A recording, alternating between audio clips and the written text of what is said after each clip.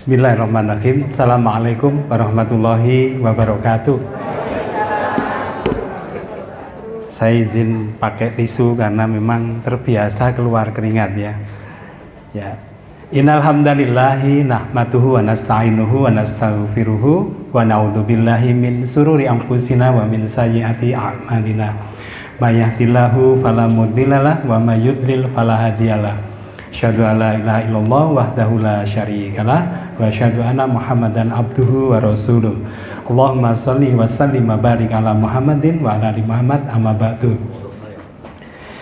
Bapak-bapak dan ibu-ibu yang berbahagia dan dirahmati Allah Subhanahu wa taala, jamaah pengajian Al-Ikhlas ya, RT 1 RW 8 Perumahan GSI Gunung Sari Indah yang sangat berbahagia. Alhamdulillah pada malam hari ini Allah izinkan kita bertemu, berkumpul ya. Di dalam setiap pertemuan dan perkumpulan yang diniatkan dari awal lillahi ta'ala, selah apapun ya, itu insya Allah akan memberikan setidaknya ya dua keuntungan. Satu, menjalin silaturahim kan dua ya. Satu, meluaskan rizki. Yang kedua, memperpanjang umur dan umurnya barokah begitu ya. Nah, yang kedua, tentu saja kita juga bersyukur kepada Allah Subhanahu wa taala karena sampai sekarang masih diizinkan ya. Kalau tidak dengan izin, kita semuanya sudah nggak ada di sini ya. Jadi sudah purna tugas, innalillahi wa inna ilaihi raji'un. Jadi kita masih dapat tugas ya. Setiap yang bernyawa itu masih bisa mendapatkan manfaat dari nyawanya itu untuk bertugas. Khairun nas anfa'uhum linnas. Jadi memberikan manfaat. Tentu kita bersyukur. Nah, salah satu bentuk orang yang bersyukur itu adalah berbahagia. Gampang ukurnya berbahagia Bapak dan Ibu.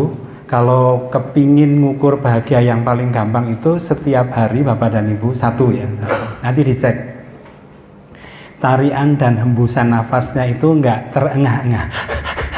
Nah itu, kalau orang yang terengah-engah biasanya konslet antara yang dipikirkan dengan yang dirasakan. Coba dicermati. Kalau yang basisnya kesehatan dapat. Jadi saya punya anak 3 yang terakhir di keperawatan. Tiap dia pulang atau saya mengunjungi dia ke Malang itu pasti dicek ini. Jadi kalau sudah ahli itu tinggal ditek begitu, Bapak ini denyut jantungnya 69, 70 itu udah bisa. Nah, orang yang berbahagia biasanya di bawah 60 denyut jantungnya. Nih, duk-duknya. Itu salah satu tanda. Kenapa? Karena yang difikirkan, yang dirasakan selaras. Selaras itu terus pundi Bapak dan Ibu, selaras. Nggih kados toya menika mengalir lancar, mboten bulet-bulet mboten kan wonten ingkang minggok dateng comberan. Nah itu biasanya orangnya sedih. Terus yang kedua, ciri orang yang berbahagia itu ketika ada sebuah nasihat itu direnungkan menjadi bahan renungan. Jadi afala ta'kilun afala tatafakarun. Jadi berpikir tingkat tinggi, bukan berpikir sumbu pendek, tapi berpikir tingkat tinggi ya. Nah, salah satu yang menarik yang ingin saya sampaikan sebagai wujud rasa bahagia kita semuanya ya, itu adalah pengalaman kurang lebih sekitar 6 tahun, 7 tahun, mulai 2015 akhir 2016 ketika saya mendapatkan kesempatan untuk menjadi relawan pendamping untuk saudara-saudara kita yang menyukai sesama jenis ya. Ini Pak, ini bapak-bapak nih lho, sak rombongan iki sroet, niku nek dihitung ngantos sawandosa mboten nih Pak. Ada nggak 40? Lebih kan ya? Nah, 40 orang ini paling tidak ada satu yang suka sesama sejenis. Lah, pertanyaannya kan yang mana kan gitu ya. Nah. Jadi, loh ini terus bahaya apa tidak? Insya Allah tidak selalu, bisa iya, bisa tidak. Nanti saya jelaskan sedikit ya. Jadi surveinya demikian. Bahkan PBB menyebutkan tidak 40, 30 sama. Ibu-ibu itu kan berapa nih? 30 pokoknya tiap 30 minimal satu. Nah, cuman kan boten pirsa ingkang pundi. Nah, nggak tahu yang mana bahaya. Bisa bahaya, bisa tidak ya. Nanti saya jelaskan ya. Nah, jadi apa yang membuat saya tertarik untuk nyemplung ya. Yang pertama itu sebagai bentuk kebermanfaatan, karena ketika menjadi relawan pendamping tidak mendapatkan gaji atau honor. Nah, jadi ketika membantu menemani perjalanan seseorang untuk balik ke fitrahnya itu tidak mendapatkan honor. Bisa di Bapak Ibu bayangkan ya, misalnya jam segini ya, 8:30 tiba-tiba ada yang WA ke saya. Bukan WA, nggak boleh di WA, tetapi di Messenger. Di Messenger itu WA. Assalamualaikum atau selamat malam Kak Arif. Kami dipanggilnya Kak Arif. Ada waktu? Ada. Ya. Terus saya mau menyampaikan undang-undangnya, sudah daftar? Sudah didaftar. Jadi kalau sudah milih pendamping berarti sudah daftar. Nanti ngobrol sampai pukul 11:30 malam, 11:30 malam. Bisa dibayangkan ya. Posisinya pasti nggak selalu healthy begitu kan. Tetapi harus menemani dan waras pikirannya. Karena apa yang diomongin aneh-aneh Bapak dan Ibu. Iya, yang diomongin aneh-aneh. Kak, ini contoh. Kak, saya itu kalau pas lagi sholat jamaah di masjid, itu biasanya memilih masbuk. Ya. Loh, kenapa? Karena kalau nggak masbuk, itu kalau sholat kan berdampingan kan, begitu, itu ada sesuatu yang bergerak di sarung saya. Oh, ya. Nah, kan nggak kelihatan, mosok jamaah nek mau Pak Adin kan jamaah sambil baca ngesari gitu ya. Kalau jamaah sambil delok ngeten kan mboten sah salatnya kan. Jadi hanya tersenggol kulitnya sesama saja. Padahal ada pelapisnya nggih. Itu saja sudah memberikan sensasi. Coba Bapak dan Ibu, siapa yang tahu kalau beliau mempunyai yang seperti itu? Yang pertama, yang kedua, siapa yang mau membantu untuk balik? Dapat gambaran ya? Ya, dapat gambaran. Nah, jadi ada yang lebih ekstrim lagi. Kak Arif, saya alhamdulillah baru saja menikah. Oh yes, alhamdulillah ya. Terus how about the first night-nya? Bagaimana dengan malam pertamanya? Mutah-mutah saya Kak. Jadi melihat pasangannya, mohon maaf ya Kak, bukan parno ya, melepas atributnya, itu bukan malah lari mendekat, tetapi lari ke kamar mandi, huek-huek. Ya. Pertanyaannya kan begini, terus siapa yang tahu kalau ada orang yang begitu? Yang pertama, siapa yang bantu? Yang tertarik untuk membantu. Karena begini Bapak dan Ibu, ada salah satu yang saya dampingi itu adalah beliau jamaah pengajian juga. Nah, di setiap kajian seperti ini, kayak tadi Pak Adin kan membuka ya, itu tidak lupa untuk nyentuh beliau. Sapa kae sing wis umur di atas 30 sik jomblo. Wah, di atas 30 masih jomblo, itu si kakak itu rasanya kayak pengajian itu memberikan manfaat kok malah bercanda ya, membuat saya jadi nggak nyaman jadi orang Islam. Nah, kayak gitu. Sederhana ya Bapak dan Ibu ya. Kayak kelihatannya kan cuma bercanda, tetapi bagi kawan-kawan kita itu menyakitkan. Dapat gambaran ya. Terus contoh lagi, saya berikan contoh yang spesifik ya. Kak Arif, saya mau minta pendampingan dengan Kak Arif. Kan saya tanya, kenapa memilih Kak Arif? Karena bibirnya seksi. Ternyata, ternyata kayak gitu-gitu itu kan kita nggak masuk di hitungan kita secara wajar kan? Kok tahu kalau itu Kak Arif kan di foto profilnya kan kita searching siapa Kak Arif, di searching. Milih pendamping itu di searching dulu. Nah, terus ternyata bibirnya saya kayak saya kan tanya kan, bibirnya saya memangnya kenapa? Cemokot nek cara basa Jawa nih. Nah, nek bahasa Indonesianya apa, Bu? cemiwel, jadi kepinginnya itu dilumat begitu. Iya. Coba Bapak dan Ibu nggak terbayangkan sebelumnya, jadi ada hal-hal yang di sekitar kita itu, ada saudara-saudara kita tuh yang mengalami itu. Nah, itu contoh sederhana yang namanya tadi yang disebut dengan, kan ini virus LGBT itu yang paling berat. Ini yang pertama dulu, orientasi seksualnya. Jadi belum sampai perilaku seksualnya dan belum sampai kampanye, belum. Jadi kaum pelangi yang disebut LGBT itu kalau ideologis jadi sudah mengikrarkan diri, sedangkan yang selevel, mohon maaf sebut nama ya, LL, salah satu influencer yang transgender saja, LL saya sebutkan ya. Kok malah diperjelas, bobo. Ya, LL gitu ya. Itu saja di lubuk hati yang paling dalam saja sedih melihat dirinya sendiri. Tetapi ya, pandangan netizen 062 Wakanda itu kan dihukumi, ngopo wis diwantemi.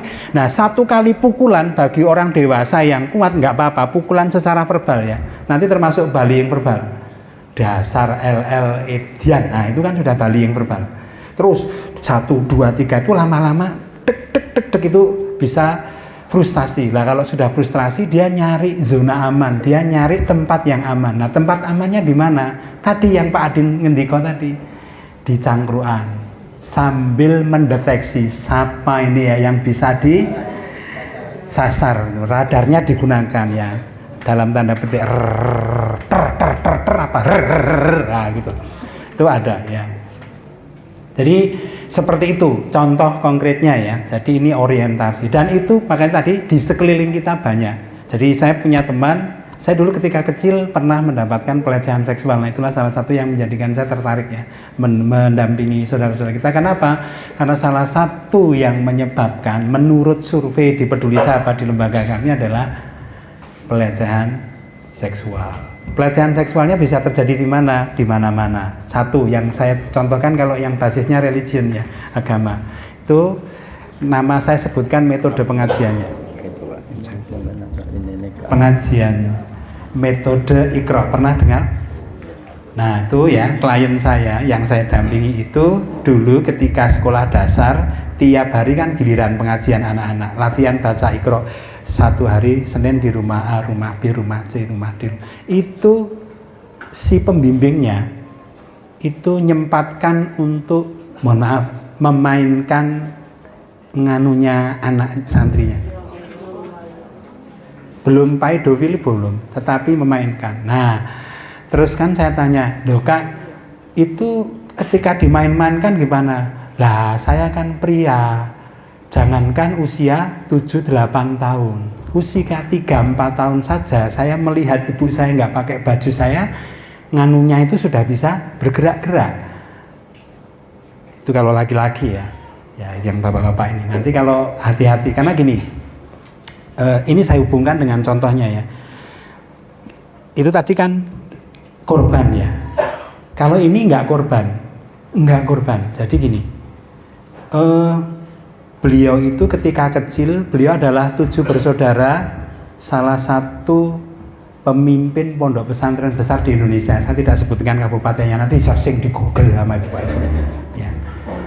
Salah satu pondok pesantren besar, kiainya juga terkenal. Nah, saat itu putranya, paling kecil, ya, putra ragilnya ya. Putra ragilnya.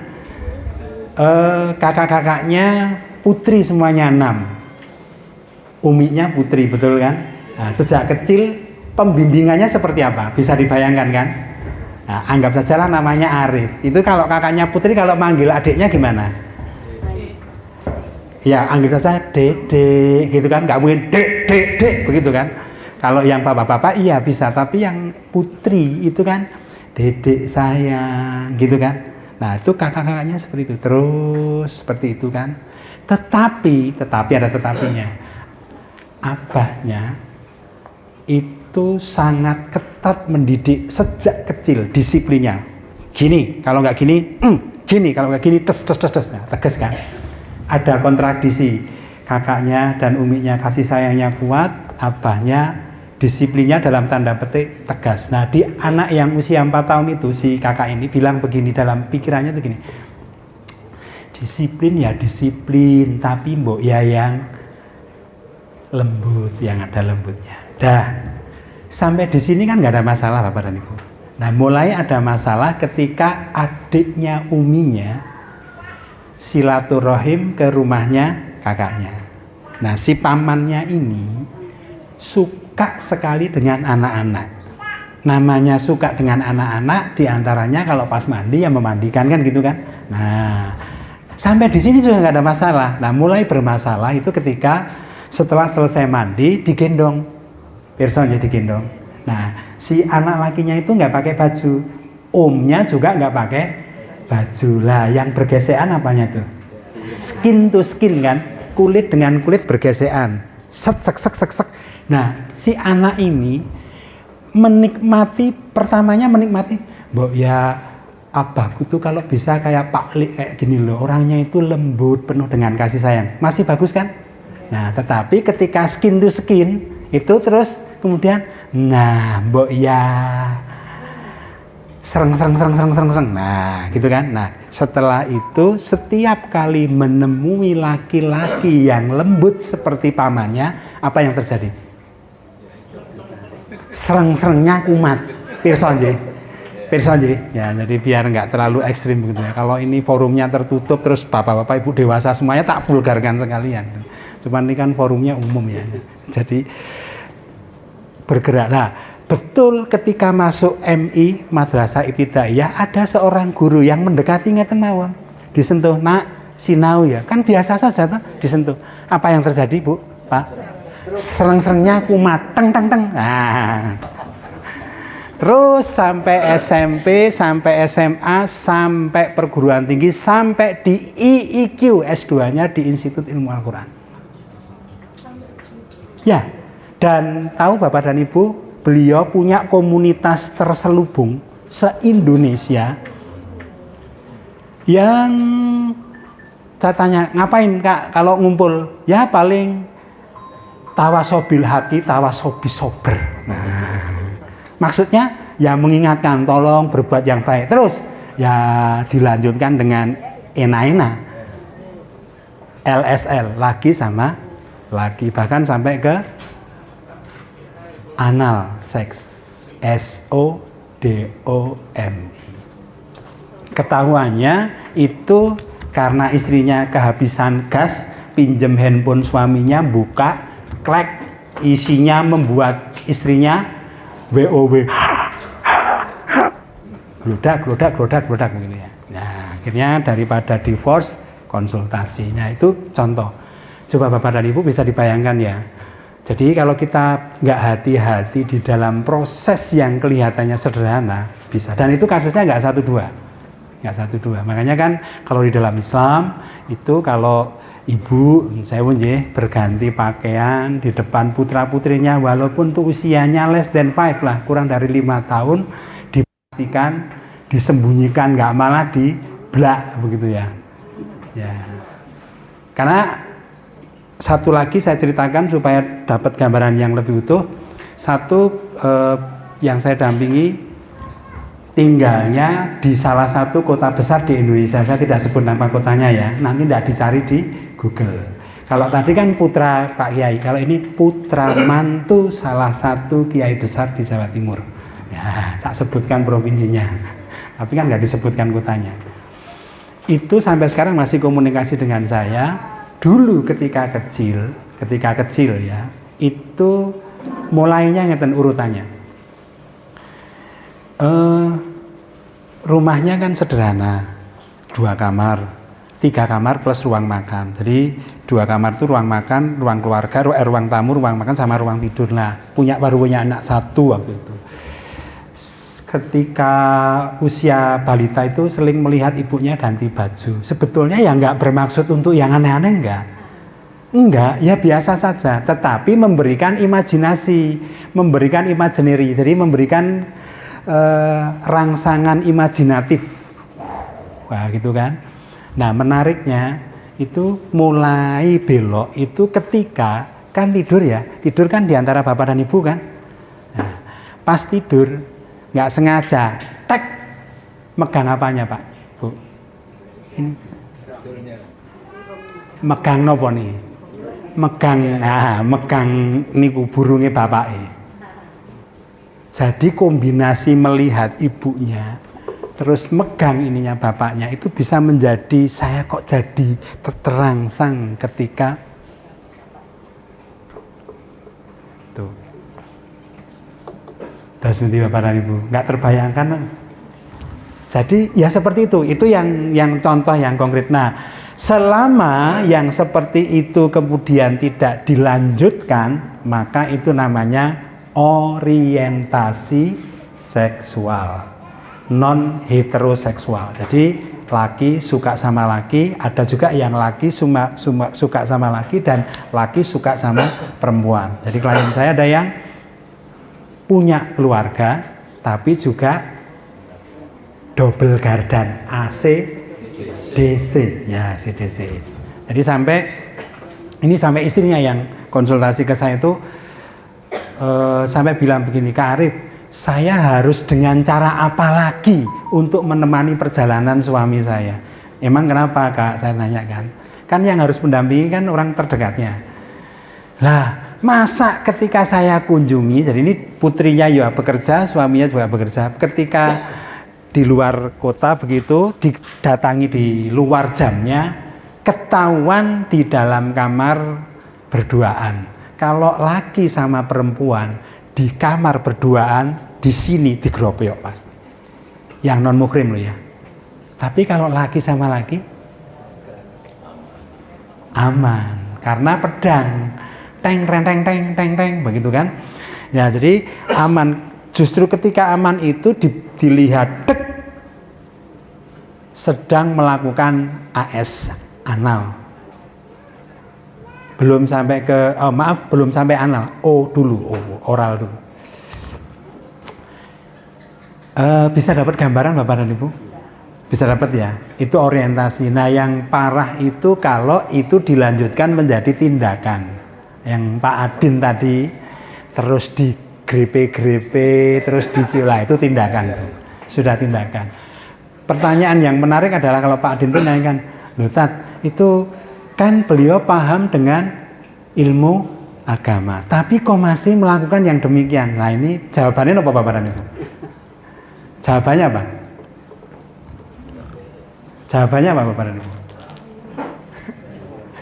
Ya itu jawabannya. Apa Bapak dan Ibu? Jawabannya apa?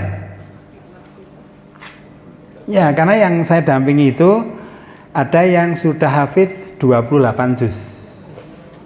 Dari provinsinya di luar Jawa, beliau ada di sebuah mahat tahfidz di Jakarta, satu kamar cuman berdua, berarti mahatnya bagus apa enggak? Satu kamar hanya berdua. Biasanya kalau pondok pesantren kan satu kamar 10, 15, itu satu kamar berdua. Kira-kira pondok keren apa enggak? Ada dua, yang satu sekarang lagi di Mesir S2, tapi yang saya ceritakan yang bukan yang itu yang ini. Jadi yang dilakukan terhadap teman kamarnya itu, kalau teman kamarnya tidur, asmanipun Pak Mul. Nah, ini namanya santri Mul sama santri Arif gitu ya. Ini santri Mul tidur, bapak pura-puranya tidur ya. Nah itu saya itu megangin pipinya, dipegangi, ya, disayangi. Terus kemudian kalau pas bener-bener tidurnya bener-bener blek delta ya, gelombang delta gitu, baru berani dicium. Ciumnya pun cium pipi, bukan cium bibir. Cium pipi itu. Terus saya tanya lagi, terus pernah yang lebih parah dari itu enggak Kak? Enggak, wis itu yang paling tinggi dan sekarang pun enggak berani. Kenapa? Pas lagi nyium pipinya, santri ini buka mata, yes, dihajar habis-habisan. Ya, dihajar habis-habisan. Nah pertanyaannya kok bisa? Itu perilaku ya, sudah tindakan ya. Karena kalau tidak itu ya gimana? Nah itu kalau cuman orientasi seksual ya paling cuman gitu, diem mojok terus. Itu kalau orientasi. Tapi kalau sudah, itu sudah tindakan. Pirsa nggih. Nah, kalau sudah tindakan berarti ada di apanya yang berbeda dengan yang orientasi tadi. Yang berbeda apanya? Pengendalian dirinya terhadap tadi yang ayat yang disampaikan, pengelolaan hawa nafsunya. Itu sampai. Makanya kan kalau ada klien yang milih saya karena bibir saya itu saya tanyain, terus kalau lihat bibirnya karyawan, wah saya kayak ngiler begitu.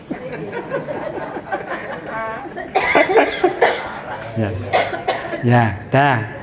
Terus yang ketiga penyebabnya ya, ada klien saya ganteng Bapak dan Ibu. Dan Ibu kalau nonton misalnya kayak Lee Min Ho di drakor gitu, nah kira-kira kayak gitu. Jadi saya dikirimi fotonya, Kak Arif nih loh, saya tuh kayak gini. Waduh, ini more than enough, ini lebih daripada sekadar artis pada umumnya. Yang ganteng-ganteng serigala kayak apa gitu tuh, wah ini lebih nih. Tetapi hanya karena apa kok dia belok? Bapak dan Ibu pirsa, sebabnya sederhana. Sejak kecil diketawain sama teman-teman mainnya, misalnya non sewu aja. Nah, ini kalau Pak Mul kan nyebut nama, ini nama yang lain saja. Rudi, wonten Pak Rudi? Wonten ya. Oh, Rudi, burungmu cilik mentik. Nah, cilik mentik itu kecil sekali. Itu terus ditanamkan. Sehingga dia di dalam dirinya menjadi tidak layak menjadi seorang. Istrinya cantik kan, menikah kan ngabarin, Kak Arif alhamdulillah sudah menikah. Terus malam pertamanya itu 2 bulan baru cerita, belah duranya 2 bulan. Toh nyatanya ya bisa tuh. Ya bisa. Itu ketika dulu, jadi ngepernya dia ketika ketemu dengan putri-putri begitu tuh, lihat putri itu lihat yang cantik-cantik, yang molek-molek wis. Tapi begitu lihat bapak ngeten itu iso bleweh. Ngiler. Itu contoh ya, dapat gambaran ya Bapak dan Ibu ya. Itu perilaku. Dan yang ketiga ini waspadainya. Nah, yang ketiga adalah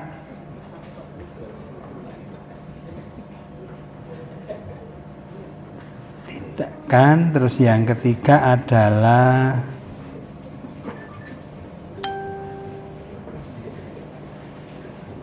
identitas seksual. Jadi kalau identitas itu saya gay, saya bangga dengan gay saya lesbi, saya bangga dengan lesbinya. Jadi saya nyari di YouTube, di YouTube, di Instagram, di Facebook, di media sosial, itu sekarang sudah sangat banyak orang menggaungkan jati dirinya. Nah itu sudah masuk di identitas. Jadi dia mengidentifikasi dirinya sendiri sebagai kaum belok dan bangga. Nah yang paling perlu diwaspadai yang ini ya. Yang paling perlu diwaspadai karena ini gerakannya masif, terstruktur, dan predator sifatnya. Personal predator ya. Cari mangsa ada target gitu ya, ada target. Ya, kalau anget sari itu kalau bisa terjual berapa ya? Pinter Pak Din? Misalnya targetnya 500 bungkus. Nah, ini juga ada target. Ya, ada target. Satu dari sisi target jumlah ya. Dan yang kedua membuat rancu pola pikir orang secara umum. Bahwa yang namanya itu tuh sunatullah, laki suka sama laki itu ya itu memang takdirnya, tuh dari lahir ceprot gitu ya memang gitu. Wong saya lo nggak minta juga, saya lo nggak minta. Nah itu kalau pakai agak-agak yang begitu. Tapi yang kayak gini juga nggak semuanya lo ya, nggak semuanya. Dokter Boyko kan begitu, nggak beliaunya nggak begitu. Ya. Jadi apa ya, karena nanti ada yang biasa jadi top, ada yang biasa jadi bot, ada yang tidak teridentifikasi, bisa jadi top, bisa jadi bot. Top itu atas, bot itu bottomnya ada. Nah ini yang perlu diwaspadai, virus yang paling berbahaya ya ini. Karena apa? Karena ini membantu meracuni pikiran kita untuk yang seperti itu biasa, boleh, Itu kalau saya pernah lihat di YouTube-nya itu, qala Allah Ta'ala fi kitabil karim, bilangnya begitu. Iya, bilangnya begitu. Kan ketika, misalnya saya tanya ya ke salah satu klien, Kak, Anda muslim, sholat. Saya tanya, apa sih manfaatnya sholat ya? Inna sholata tanha anil fahsya'i wal mungkar. Ya, saya tanya kepada beliau, yang disebut fahsya itu yang paling ringan apa? Yang paling berat apa? Tolong dijelaskan. Mungkar itu yang seperti apa? Nah, terus kemudian saya tanya, yang dilakukan kakak itu sudah termasuk yang mana? Yang fahsya atau yang mungkar? Misalnya saya tanya gitu ya. Nah, terus kalau sudah tahu gitu, berarti apa yang bisa diperbaiki? Apa yang bisa diperbaiki? Kan tadi Pak Adin juga nyampaikan, qori, terus imam masjid, terus hafid. Kan saya tanya toh, berarti kan ilmunya sundul langit, betul kan? Setinggi langit ketujuh, wis mentok jedok begitu ya. Ya beda sama kita ini ambles bumi begitu ya ilmunya. Nah, terus saya tanya, misalnya Kak, tolong ceritakan perbuatan baik apa yang bisa kakak lakukan supaya inna sholata tanha anil fahsya'i wal mungkar itu terjadi di dalam diri kakak 1 hari saja. Itu dia bilang, Kak Arif, alhamdulillah hari ini saya nggak nonton konten pornografi. Itu sujud syukur berulang-ulang. Cuman nggak nonton saja Pak. Iya, karena terus yang kedua, saya tes lihat tipe-tipe, kalau yang pria yang saya sukai, kalau wanita yang saya sukai wanita itu saya lihat kok tidak ada pergerakan di titik-titik tertentu, berarti ada perubahan. Nah, mungkin salah satu cara yang bisa kita lakukan adalah dengan pendekatan dialogis seperti ini, bukan menghukumi ya, Bapak dan Ibu ya. Karena begini, salah satu yang saya dampingi itu jamaah pengajian yang sangat kuat, halakohnya itu kuat. Beliau sampai memfoto, ini Kak Arif, kami lagi di halakoh, cepret, ini ustadznya cepret, ini teman-teman saya, ini yang suka menggoda saya, itu usianya 36 tahun, tapi belum menikah. Itu bercandanya itu, masa Pak Masmul, saya panggil Masmul, wis ganteng, top markotop kayak artis, ya jomblo Nah itu kan cuman seperti itu ya Bapak dan Ibu ya. Tapi bagi beliau itu seperti diiris.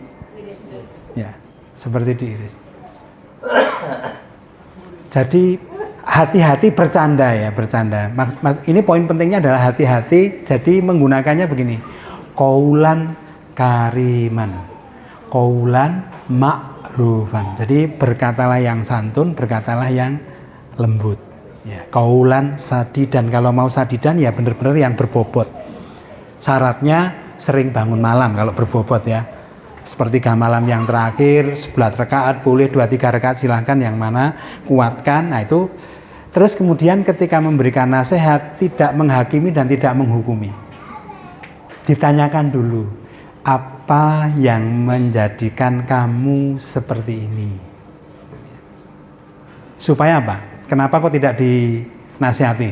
Allah Ta'ala fi kitabil karim, a'udzubillahi minasyaitonir rajim. Itu di surat tadi yang dibacakan tuh. Itu aku udah tahu, aku nggak ngerti, nggak perlu dinasihati. Apalagi generasi Z, generasi yang lahir di 95 sampai sekarang 2010-2011, yang kayak gituan nggak akan banyak mempannya. Nah padahal kesukaan Bapak dan Ibu apa? Kalau menasihati,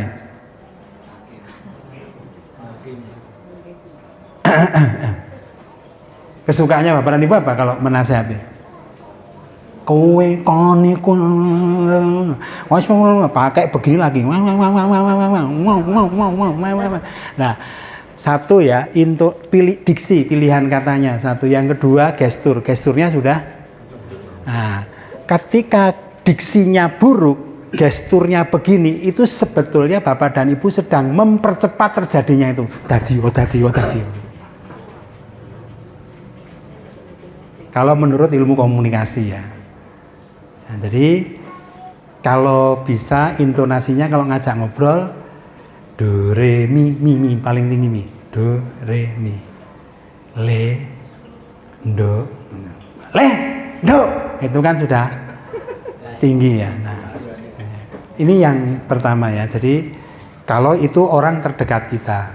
Terus misalnya ada keluarga kita yang kedapatan ciri-ciri tadi ya, mulai suka gesek-gesek. Ini kan gesek-gesek nih. Megang yang normal dengan yang tidak normal itu rasanya beda. Jadi saya punya guru dulu di SMA itu pegangannya beda. Saya baru tahu belakangan ya.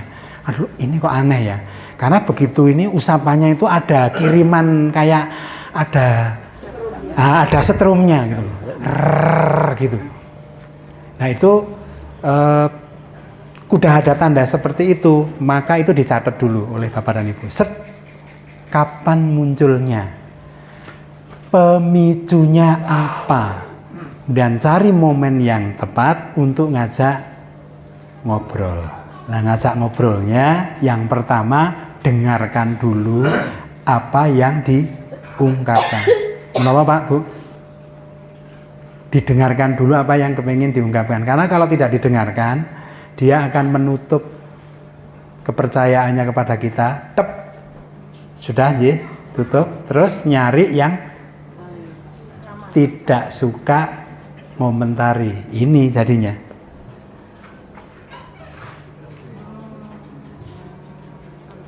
Kenapa anak-anak keteranjingan banget dengan ini? Kan di sini nggak ada leren le sholat leren, kan nggak ada toh ya. Terus kowe engko nek ngene kowe engko mlebu neraka ndak ada ya, kan nggak ada. Nah jadi kenapa ini menjadi powerful? Karena betul-betul mengundang. Nah Bapak dan Ibu, untuk mengantisipasi virus yang mulai dari yang orientasi, kalau nemuin ciri-ciri yang sederhana itu, caranya adalah ketika kita ngajak ngobrol, gunakan prinsip. Ini ada yang bilang setan gepeng loh Bapak dan Ibu. Padahal setannya kan minal jinnati wanas. Kok bukan minal jinnati wa handphone loh ya. Nggak ada yang bilang gitu. Jadi urusan ini bermanfaat atau tidak, siapa yang bisa jadi setannya?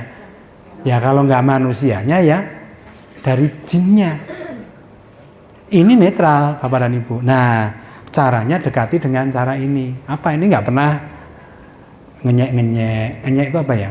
Menghina, meremehkan, merendahkan. Enggak. Tapi dirangkul. Karena seperti Mbak LL itu sekarang sudah mulai mengurangi kegiatannya untuk bermain-main yang aspek-aspek yang melanggar keagamaan. Apalagi setelah nonton apa tuh yang lagi siksa neraka itu kan, itu sudah mulai berkurang. Banyak itu yang mulai berkurang. Ternyata disentuh dengan titik itu saja mau. Nah, kenapa kita gunakan sentuhnya dengan pemaksaan, dengan penghakiman dan penghukuman seperti yang saya contohkan tadi. Jadi klien-klien saya itu kebanyakan dihakimi, dihukumi oleh lingkungan, termasuk oleh bapak dan ibunya. Gitu Pak. Sampai di sini dulu, stop. Nah, saya ingin ada di antara bapak dan ibu yang bertanya, barangkali ada yang mau ditanyakan sebelum dilanjutkan.